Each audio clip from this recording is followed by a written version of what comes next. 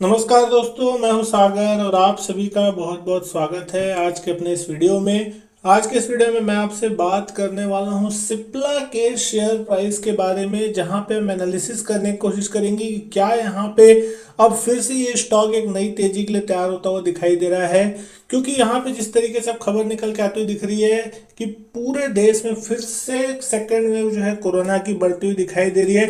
और इस कारण से अब जो है कोरोना में जो यूज होती है एक दवा के रूप में, जो इंजेक्शन रेमडेसिविर का, वो यहाँ पे कहीं ना कहीं डिमांड उसकी फिर से बढ़ती हुई दिखाई देती है। और इसकी जो प्रोडक्शन है वो सिप्ला भी करती हुई दिखाई देती है।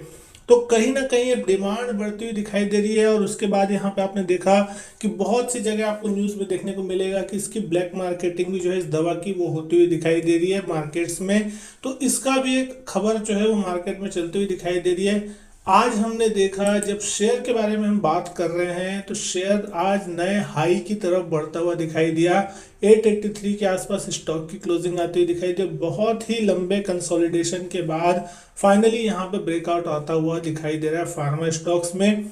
पिछले अगर हम यहाँ पे 8-10 दिन 15 दिन के ट्रेंड को लेते हैं तो आप देखेंगे कि फार्मा सेक्टर में कहीं ना कहीं एक तेजी बनती हुई दिखाई दे रही थी लगातार दिन प्रतिदिन। क्योंकि जिस तरीके से कोरोना के केसेस लगातार बढ़ते जा रहे हैं, लगातार ठीक उसी तरीके से यहाँ स्टॉक में तेजी बनती हुई दिखाई दी।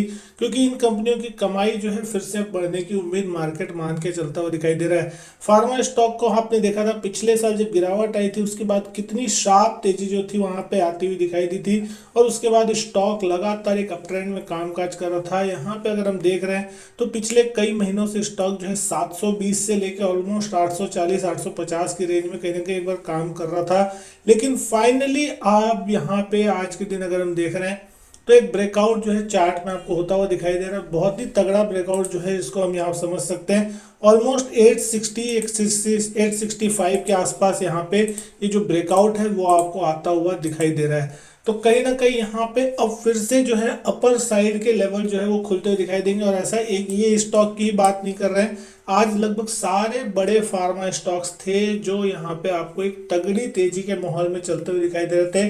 पूरा फार्मा सेक्टर जो था वो फिर से लाइमलाइट पे आता हुआ दिखाई दे रहा है। तो ये एक अच्छा सेक्टर हो सकता है जो कि आपको फिर यहाँ से चलता हुआ दिखाई दे। अभी तक आपने देखा था कि सीमेंट सेक्टर, स्टील सेक्टर यहाँ पे बहुत तगड़ा रिटर्न बना के देते हुए दिखाई दे रहे थे। तो अब हो सकता है फिर से फार्मा सेक्टर का नंबर यहाँ से लगता हुआ दिखाई दे।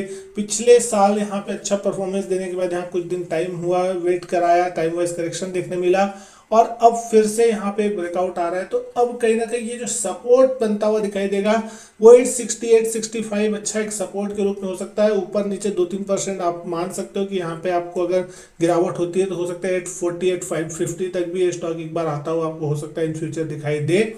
लेकिन यहाँ पे कहीं ना कहीं एक अच्छी इन्वेस्टमेंट अपॉर्चुनिटी होती हुई दिख सकती है। यहाँ पे इसके स्टॉक में अभी फिलहाल आपको अच्छा इन्वेस्टमेंट अपॉर्चुनिटी बनता हुआ दिख सकता है फॉर लॉन्ग टर्म अगर यहाँ देख रहे हैं तो। लेकिन जब हम इस स्टॉक की बात करते हैं तो आज के दिन यहाँ स्टॉक में लगभग 5% का उछाल देखने को मिला। क्लोजिंग बेसिस पे 883 पे स्टॉक क्लोज होता हुआ दिखाई दिया। 892 का आज हाई लगता हुआ दिखाई दिया और आज ही के दिन लाइफ टाइम हाई भी यहाँ पे लगा। वॉल्यूम बहुत ही शानदार थे, लगभग 1,11,90,000 शेयरों के आसपास का वॉल्यूम देखने को मिला। आज के दिन की सबसे अच्छी बात यह रही कि जहां से स्टॉक ओपन हुआ लगातार एक अपर ट्रेंड में ही स्टॉक कामकाज कर रहा था। दिन के हाईएस्ट पॉइंट के आसपास जाके ही क्लोज होने की स्टॉक ने कोशिश की। लेकिन जब आप यहाँ वैल्यूएशन को वाइज देखने की कोशिश करते हैं, 70-71 हज़ार करोड़ की मार्केट कैप है इस कंपनी की। और यहाँ पे ईपीएस जो है कंपनी 27 रुपये 74 पैसे का क्लॉक करती है। पी रेशियो में अगर आप यहाँ देखते हैं तो 31.8 के पी पे स्टॉक अवेलेबल है। जहाँ पे सेक्टर पी की अगर हम बात करते हैं 39-40 के आसपास का सेक्टर पी है। तो उसके मुकाबले भी, सेक्टर के मुकाबले अगर आप देखते हैं तो कहीं ना कहीं ये एक सस्ती वैल्यूएशन पे स्टॉक आपको मिलता हुआ दिखाई देता है। वहीं अगर हम बुक वैल्यू के हिसाब से देखते हैं 198 की बुक वैल्यू है, 4.45 की बुक वैल्यू पे स्टॉक ट्रेड। तो बहुत ही ज़्यादा महंगा है ऐसा बिल्कुल नहीं कहा जा सकता, एक रीजनेबल वैल्यूएशन पे स्टॉक मिल रही है। और जिस तरीके से यहाँ पे इस बार इसके फाइनेंशियल की उम्मीद लगाई जा रही है कि यहाँ पे किस तरीके के नतीजे आ सकते हैं, तो इस क्वार्टर में यहाँ पे मार्केट एक अच्छे नतीजे आने की उम्मीद कर रहा है। जिस तरीके से आपने देखा सारी फार्मा कंपनियों से इस बार जो नतीजे हैं वो मार्केट ये उम्मीद करके चल रहा है कि बहुत ही ज़बरदस्त ब्लॉकबस्टर जो नतीजे हैं वो दे सकते हैं, और उसके पहले जो शेयर्स में है खरीदारी आपको होती हुई दिखाई दे रही है। कहीं ना कहीं पिछले जो कुछ दिनों का ट्रेंड अगर आप देख रहे हैं पिछले 10-15 दिनों से, तो स्टॉक्स में लगातार एक बाइंग ट्रेंड, बाइंग मोमेंटम जो है बनता हुआ दिखाई दे रहा है। तो कहीं ना कहीं अगर हम यहाँ बात कर रहे हैं रेवेन्यू वाइज, तो यहाँ पे लगातार क्वार्टर दर क्वार्टर रेवेन्यू में जो है बढ़त देखने मिल रही है। प्रॉफिटेबिलिटी की भी बात करें तो आप यहाँ देखेंगे पिछले चारों क्वार्टर में यहाँ पे आपको लगातार प्रॉफिट में बढ़त देखने मिल रही है। तो कहीं ना कहीं इस साल जो है आपको पिछले साल की ईपीएस की तुलना में बहुत ही जबरदस्त ईपीएस क्लॉक होती हुई दिखाई दे सकती है, क्योंकि अगर हम यहाँ पे हर साल का ट्रेंड देख रहे हैं, 16 रुपए का था लगभग 2016 में ईपीएस, फिर 12 12.5 का हुआ 17 में, 2018 में ईपीएस 17.5 की हो गई, फिर 19 रुपए के आसपास की ईपीएस 2019 में थे, और 19 रुपये 19 पैसे की ईपीएस जो थी मार्च 2020 में थी। यानी कि कहीं ना कहीं पिछले 2-3 साल से एक कंसिस्टेंटली ईपीएस में ज़्यादा कोई बढ़त देखने नहीं मिल रही थी कमाई में। लेकिन 2021 के इस फाइनेंशियल ईयर के खत्म होते तक आपको ये ईपीएस जो है 27-28 रुपये तक बढ़ते हुए दिखाई दे रही है। कहीं ना कहीं 30-40% तक की जो बढ़त है ईपीएस में, वो यहाँ पे कहीं ना कहीं देखने मिल रही है, जो कि एक मार्केट के लिए पॉजिटिव मानी जा सकती है कि यहाँ मार्केट उसको देख के चल रहा है कि कंपनी की कमाई बढ़ती हुई दिखाई दे रही है, और आगे भी वो जो ट्रेंड है वो कंटिन्यू होता हुआ दिख सकता है, जिस कारण से सारी जो फार्मा कंपनियां हैं उनमें कहीं ना कहीं बहुत लंबे समय के बाद ब्रेकआउट देखने मिल रहा है। कुछ स्टॉक्स अपने नए हाई लगा रहे हैं, कुछ स्टॉक जो है बहुत बड़े करेक्शन के बाद जो रिकवर करने की कोशिश कर रहे हैं, तो उनके ऊपर भी मैं आगे चल के वीडियो बनाने की कोशिश करूंगा कि कौन कौन से ऐसे फार्मा स्टॉक्स हैं जिन्होंने अपने टॉप से बहुत बड़ा करेक्शन दिखाया और उसके बाद अब वो रिवर्सल के लिए तैयार होते हुए दिखाई दे रहे हैं। तो कहीं ना कहीं क्या वहां पे रिवर्सल आ रहा है, तो ये वीडियो भी मैं आपको अगले 1-2 दिन में बना के देने की कोशिश करूंगा, तो आप वो वीडियो जरूर देखिएगा। लेकिन अगर यहाँ पे हम बात कर रहे हैं शेयर होल्डिंग पैटर्न की, तो आप यहाँ पे देखते हैं कंपनी की जो शेयर होल्डिंग पैटर्न है वो भी जबरदस्त है। 36% हिस्सा कांस्टेंट है यहाँ प्रमोटर्स का, यहाँ पे 36% के बाद एफआईएस की अगर हम बात करें तो 22% का हिस्सा है यहाँ पे, और पिछले कुछ क्वार्टर्स में अगर आप देख रहे हैं तो एफआईएस यहाँ पे लगातार अपना हिस्सा जो है इंक्रीज करते हुए दिखाई दे रहे हैं। डीआईएस की बात करें तो डीआईएस का हिस्सा ऑलमोस्ट 18% है, यहाँ पे डीआईएस के हिस्से में थोड़ी गिरावट देखने मिल रही है, वो अपना हिस्सा डाइल्यूट करते हुए यहाँ पे दिखाई दे रहे हैं। लेकिन पब्लिक शेयर होल्डिंग की अगर हम बात करते हैं ऑलमोस्ट 23% के आसपास की पब्लिक शेयर होल्डिंग है, तो यहाँ पे आपको कोई भी प्रॉब्लम देखने को नहीं मिलती। प्रमोटर्स सब चीज़ सही है, कंपनी बिल्कुल फंडामेंटली बहुत ही मजबूत कंपनी है, किसी प्रकार की कोई प्रॉब्लम्स नहीं है। यहाँ पे जब आप यहाँ इसके पीयर कंपनी को देखने की कोशिश करते हैं तो सन फार्मा, डिविस लैब, डॉक्टर रेड्डी, अरविंदो फार्मा, ये सारी बड़ी कंपनियां जो है आपको यहाँ पे आती हुई दिखाई देगी। पी रेशियो में भी अगर आप देखेंगे तो सन फार्मा का पी इससे महंगा है, डिविस लैब भी इसमें लगभग 53 का पी दिखा रहा है, उससे ज़्यादा आपको सस्ते में मिलता हुआ दिख रहा है सिप्ला।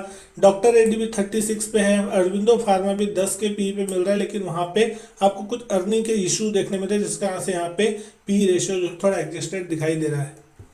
कंपनी के Q4 के नतीजों की अगर हम बात करते हैं तो अप्रैल के लास्ट वीक या फिर मई के पहले हफ्ते के आसपास में इस कंपनी के नतीजे आने चाहिए, जैसे कि इसका ट्रेंड चलता है हर महीने, मतलब हर क्वार्टर में यहाँ पे या तो ये मतलब उस महीने के लास्ट में नतीजे देता है या उसके नेक्स्ट मंथ के पहले हफ्तों के आसपास में इसके नतीजे आते हैं। तो नतीजों से पहले किस तरीके का ट्रेंड बनता है स्टॉक का, वो यहाँ पे देखने वाली बात होगी। क्या स्टॉक यहाँ पे 1000 के लेवल को 4 डिजिट में छूने की कोशिश कर सकता है, इसको भी आगे चल के हम समझने की कोशिश करेंगे, क्योंकि जिस तरीके की यहाँ पे ट्रेंड चलती हुई दिखाई दे रही है वो यहाँ पे साफ संकेत दे रही है कि हो सकता है ये स्टॉक आपको इन फ्यूचर 4 डिजिट में भी दिखाई दे, तो कोई बड़ी चीज़ नहीं है, क्योंकि 883 के आसपास स्टॉक का प्राइस अभी फाइनली पहुंचता हुआ दिखाई दे रहा है। तो आप यहाँ पे ट्रेलिंग स्टॉप लॉस के साथ स्टॉक को राइड करते हुए आराम से दिखाई दे सकते हैं। यहाँ पे एक बहुत ही तगड़ा ब्रेकआउट जो है आज के दिन आता हुआ दिखाई दे, तो हो सकता है आपको बहुत ही जल्द 1000 के लेवल भी देखने मिले। लेकिन दोस्तों कभी भी किसी भी स्टॉक में निवेश करने से पहले अपनी सारी जोखिमों को जान ले कि क्या आप उस स्टॉक में इन्वेस्ट करना चाहते हैं, क्या आप वहां पे स्ट्रिक्ट स्टॉप लॉस रख सकते हैं या फिर नहीं रख सकते, या फिर बाय ऑन डिप्स की स्ट्रेटेजी आप वहां पे अपना सकते हैं। लेकिन अगर आपका नजरिया लंबे समय का है तो आप डेफिनेटली वहां पे कुछ रिस्क के साथ वहां पे आप लॉन्ग टर्म के लिए होल्ड कर सकते हैं। हमेशा कोशिश कीजिए कि अच्छे स्टॉक में निवेश करें, ताकि अगर कोई थोड़ी बहुत कभी मार्केट में वॉलेटिलिटी देखने को मिले तो उस कंडीशन में फिर आप वहां उस वॉलेटिलिटी को संभाल सके, अदरवाइज फिर आपको मुश्किल होते हुए दिख सकती है। तो दोस्तों मैं उम्मीद करता हूँ वीडियो जो आपको पसंद आई होगी। वीडियो अच्छी लगी हो तो वीडियो लाइक कीजिएगा, शेयर कीजिएगा दोस्तों के साथ। चैनल सब्सक्राइब नहीं किया तो चैनल सब्सक्राइब जरूर करें। मैं आपसे मिलता हूं अपने नेक्स्ट वीडियो में, तब तक के लिए गुड बाय, थैंक यू।